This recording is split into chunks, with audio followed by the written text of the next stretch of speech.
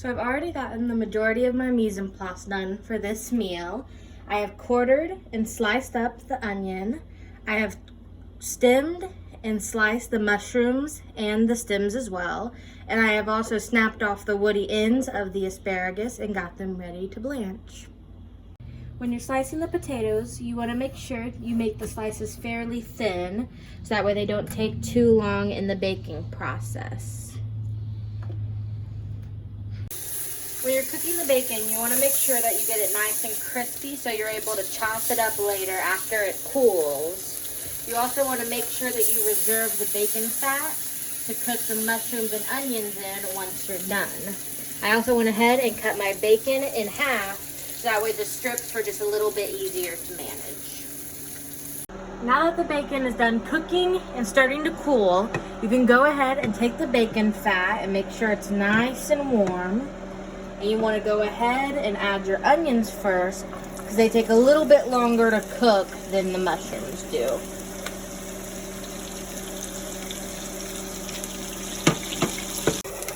Now that the onions are more cooked and starting to go slightly translucent and brown, you want to go ahead and add your mushrooms into the mixture. And you want to begin sauteing these as well. And you can see the mushrooms are starting to cook, but they're not yet fully shriveled up. So that's when you want to go ahead and take them off the heat, so that way they don't become mush when you're baking them in the oven. And now that your butter is melted, you want to go ahead and add the flour to create a roux for the base of the sauce.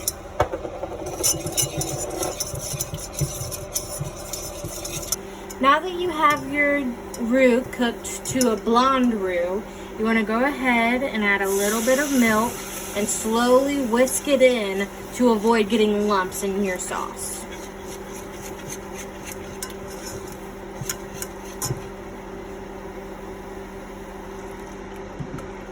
Now that the bechamel sauce is complete, you need to go ahead and add your cheese. I've picked white and orange sharp cheddar. And you want to go ahead and mix that in. If your sauce is a little bit thicker than you want, you can always add more milk to help make it a little bit creamier as well. Now that you've gotten all of your cheese in and it's at the thickness you desire, go ahead and do a taste test to see what you need to add to it. I think it needs a little bit more cheese, as well as some salt, pepper, and to add a little bit of heat, I'm going to add some Cajun as well. And now that the bacon's all cooled, you want to go ahead and do a rough chop. They don't have to be too big, but you don't want them to be small slivers either. Now that all the components for the potatoes are done, you can go ahead and strain out all the water that you are using to keep them from browning. Now you just want to loosely pat dry the potatoes so you don't add unneeded moisture into the au gratin potatoes. Now you just want to butter the bottom and sides of the pan.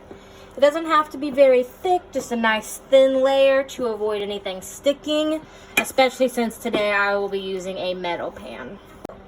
Now the bottom layer should be a nice thin layer of potatoes.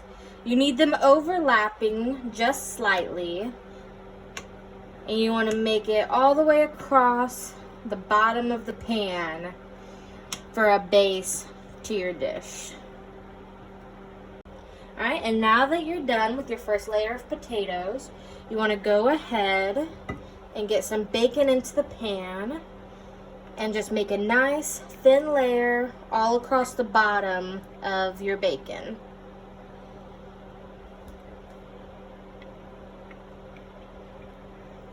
Now that you have the bacon in there, you want to go ahead and get some of your mushroom and onion saute right on top of that, and a thin layer as well. Doesn't have to be completely coated, just roughly in there. Now that your bacon and mushrooms are done, you want to go ahead with a nice thin layer of the cheese sauce just to help bind everything together a little bit. And now with all three of those done, you just go ahead with another layer of potatoes all around the top, and then you just continue to layer just like previously, just bacon, then mushrooms, then cheese sauce, over and over again until you reach the top of the pan. Now that you have your last layer of potatoes, you want to go ahead and add more of your cheese sauce on top, reserving a little bit for the end of the meal. And then you want to take some of each kind of cheese and sprinkle just a little bit on top to give it a nice cheesy bubbly crust whenever it gets out of the oven.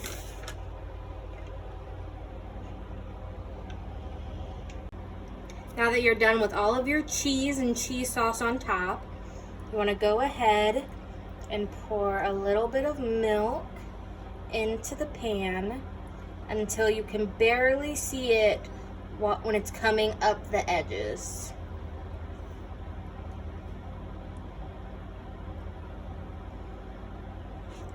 That looks about right. And now you want to go ahead and put it in an oven at 375 for 1 hour, but those times may vary. You want to start a pot of boiling salted water, as well as have a bowl of cold water, or ice water is preferable for the process of blanching your asparagus. Alright, now that your water is boiling, you can go ahead and add your asparagus. Since I used a small pot, I'm doing it in batches. You want to wait till your asparagus is starting to cook, but you don't want it to be overdone where it's starting to go more of a deep, mucky green. And as soon as your asparagus is done, you want to straight away move it to the cold water. Now it's time to season the steak. I've got some garlic powder, onion powder, salt, and pepper. Just a very simple seasoning, nothing too much. Just do a sprinkling of each over the top and then flip them over and do the same on the back. Now it's time to go and sear your steak. You want a nice sizzle as soon as the steak hits the pan.